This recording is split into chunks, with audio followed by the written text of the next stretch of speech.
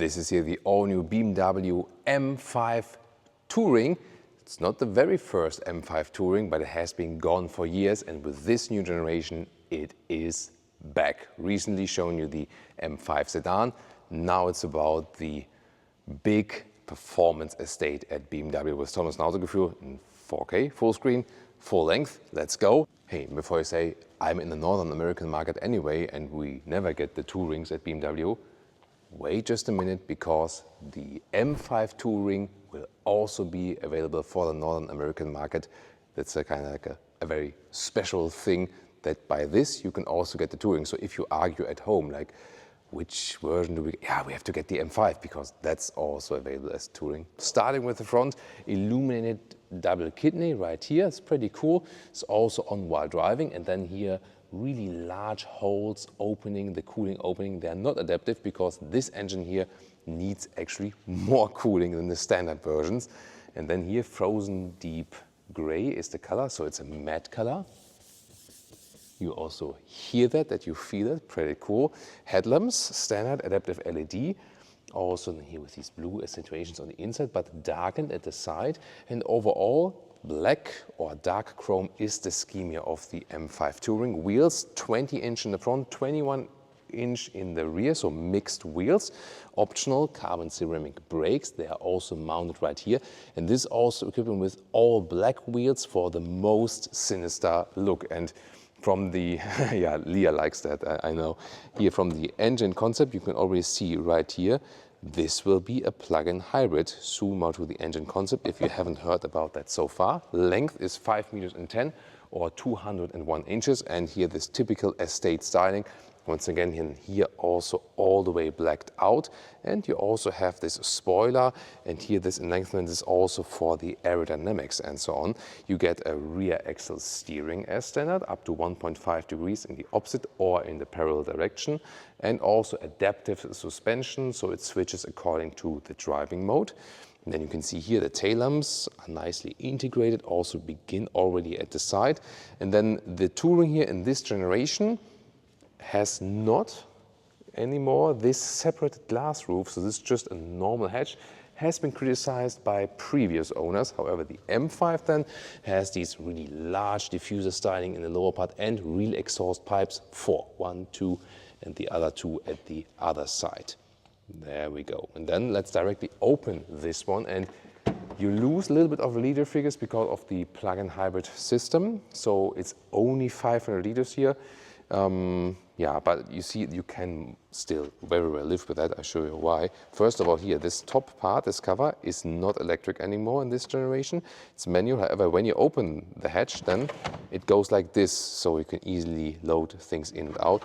And then I'll also make you some light right here. You can better see the trunk. There we go.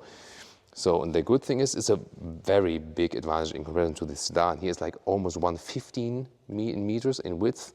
So that's like 44 inches, and the length is indeed also one, you know, like not quite, it's like 1 meter and 5 or 42 inches. And the height here, this is of course another example. How good is it? 70 centimeters or like 27 inches. So definitely way more versatile here with the estate. So you can combine performance estate or performance with estate driving. There we go. We can also fold the seats. It also folds relatively flat. That's actually a very good thing. And also this top cover here, you just press it here and you press it on the other side as well. And then it's easily demounted like this. And you can take it out or just put it into place. So an easy solution. And underneath you have a little bit more space like that.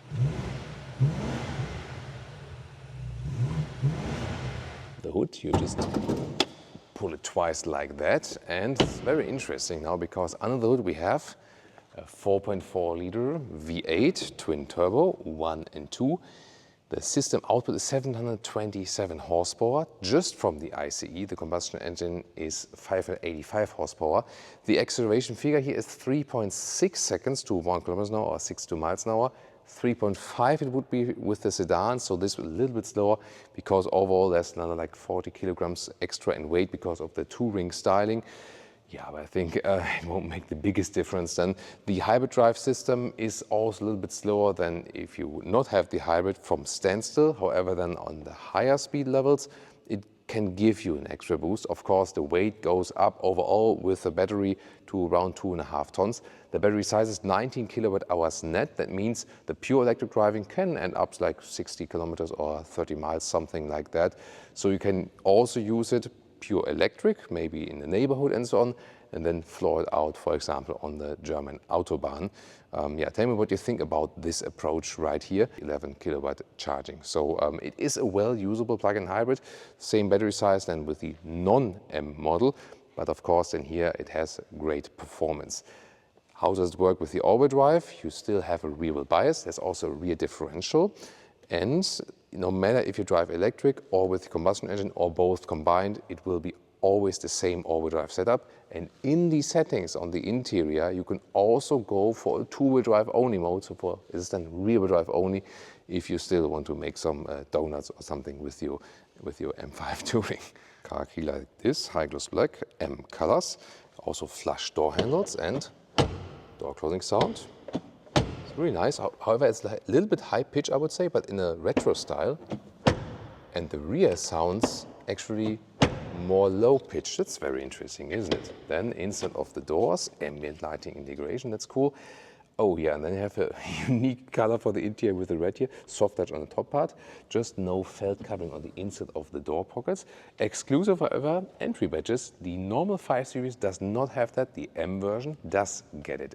Also receives the new M steering wheel with a flat bottom, and special that you have these M1 and M2 buttons where you can individualize your M driving settings for that one. Yeah, the red color for the animal skin seats here is something special. You have to like that, I have to say. These sport seats have more shoulder accentuation, and although they have great alternative materials at BMW, the best out there on the market, so animal-free, more sustainable, and also actually better. They stay cooler and are also softer and more comfortable. For the M models, so far they use animal skin only. They will change it at some point, but not yet. They are late to the game at the M department there. Overall, the thing is that on the top part you have like a lot of support, and it is a seat that feels like you have a lumbar support already when the lumbar support is not set in. You have to, you know, be aware of that just. Then headroom here, this is the one with the panoramic roof. Then with 189 or 602, there's still some headroom left, not too much. You could also get just a pure fixed roof. But what is not available is the carbon fiber roof. That is only available with the sedan. And if you have this panoramic roof here, you can apply a shade for really hot days. It's just that you cannot open it completely, you know, like not in leaving fresh air in. I also like here the ambient lighting in the cockpit, because here in the middle part you also have the M colors. And this is here demo mode where you can see the speed and also the RPMs turned up. This is like the driver POV, very important here for an M vehicle. Still real buttons at the steering wheel, at least a mix, and of course these real M buttons, and also here these large shifting pedals. They are actually quite cool. And this here, this dual screen, like one screen there, another one there, and there's this curved frame around.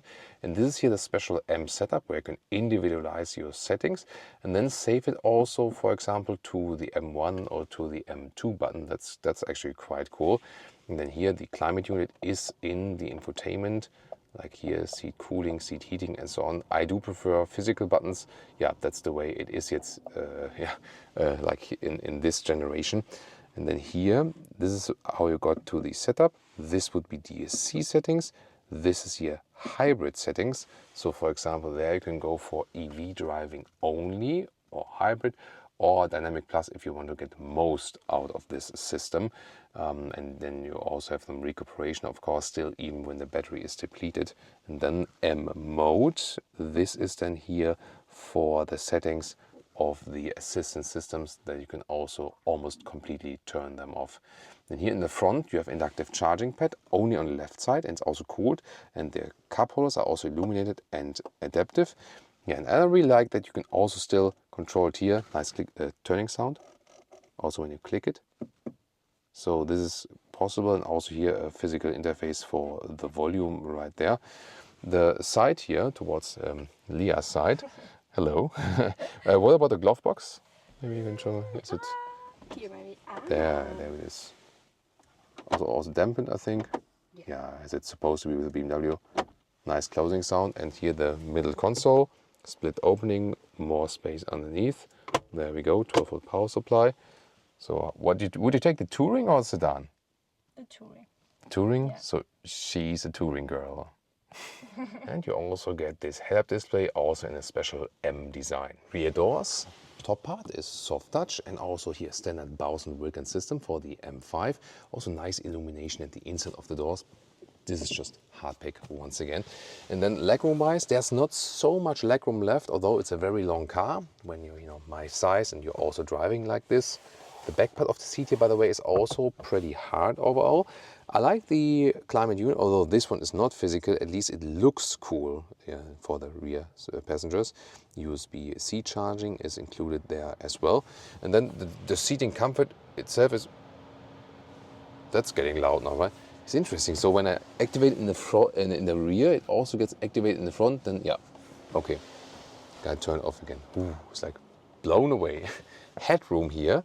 So with 189, still some left, but here this panoramic roof, yeah, it does cost you some headroom. And if you have a sedan, for example, without like a panoramic roof, like with a fixed roof, it's more or less the same, although the Touring continues right here.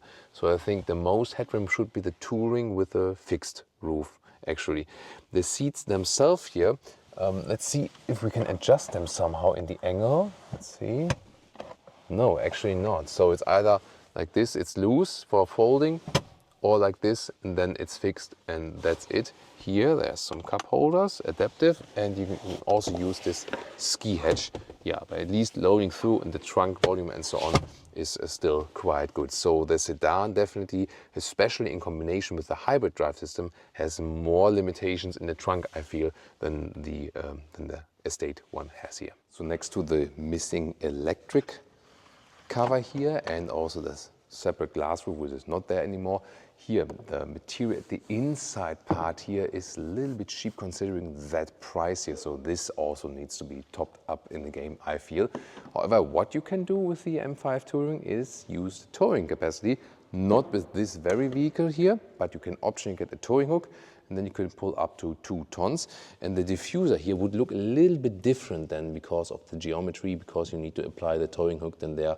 Yeah, maybe at some point, maybe at a driving event or so on, we can also catch one with the towing hook and then show it to you.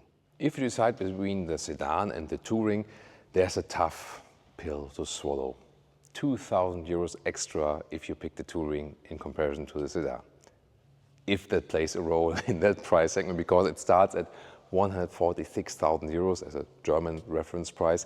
The US dollar prices will be rather like 120,000 something US dollars without VAT. And though here in Germany we already give always the included VAT prices. That's why the US prices always look way cheaper than they are in Germany actually.